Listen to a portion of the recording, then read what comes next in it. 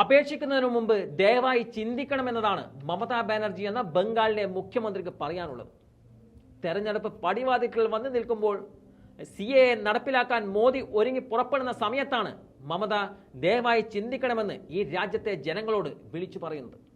Electoral bond പോലുള്ള BJP രാഷ്ട്രീയത്തിന്റെ പൊള്ളത്തരങ്ങളെ supreme കോടതി അടക്കം പൊളിച്ചെടുക്കുമ്പോൾ ശ്രദ്ധ തിരിക്കാനായിട്ടാണ് BJP ഇപ്പോൾ ഇറക്കിയതാണ് ഈ പൗരത്വ ഭേദഗതി എന്ന് പറയുമ്പോഴും 2019 അധികാരത്തിൽ വന്നപ്പോൾ തൊട്ട് അതിനുള്ള കരുക്കൾ BJP നീക്കി തുടങ്ങിയിരുന്നു എന്നത് മറക്കാൻ പാടില്ല. കാരണം മമത പറയുന്നത് പോലെ ഇതൊരു ലുഡോ നീക്കമാണ്. ഓരോ കരുക്കളും നീക്കി എതിരാളികളെ തട്ടിത്തെറിപ്പിച്ച് കൂട്ടിൽ കയറ്റി ലക്ഷ്യസ്ഥാനത്തെത്തുക. അതാണ് ഈ നിയമത്തിലൂടെ BJP ലക്ഷ്യം വെക്കുന്നത്. ആ ഭീകരാവസ്ഥയെയാണ് മമത തുറന്നു കാണിക്കുന്നത്. അഥവാ പൗരത്വ അവകാശങ്ങൾ തട്ടിയെടുക്കുവാനുള്ള ഗൂഢാലോചനയാണിത്. CAA നിയമസാധ്യതയിൽ തനിക്ക് സംശയമുണ്ട്. തെറ്റിദ്ധരിപ്പിക്കുന്ന പ്രചരണമാണ് BJP ഇപ്പോൾ നടത്തുന്നതെന്നും കാര്യങ്ങൾ വ്യക്തമാകുന്നില്ലെന്നും മമത പറയുന്നുമുണ്ട്.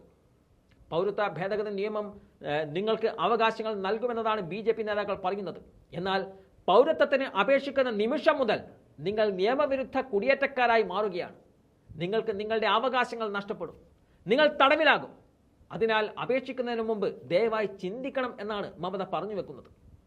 കൂടാതെ മതത്തിന്റെ അടിസ്ഥാനത്തിലുള്ള പൗരത്വത്തെക്കുറിച്ച് നിങ്ങൾ എപ്പോഴെങ്കിലും കേട്ടിട്ടുണ്ടോ എന്ന് ചോദിച്ചുകൊണ്ട് മറ്റൊരു കാര്യം കൂടി അവർ എടുത്തു പറയുന്നുണ്ട്.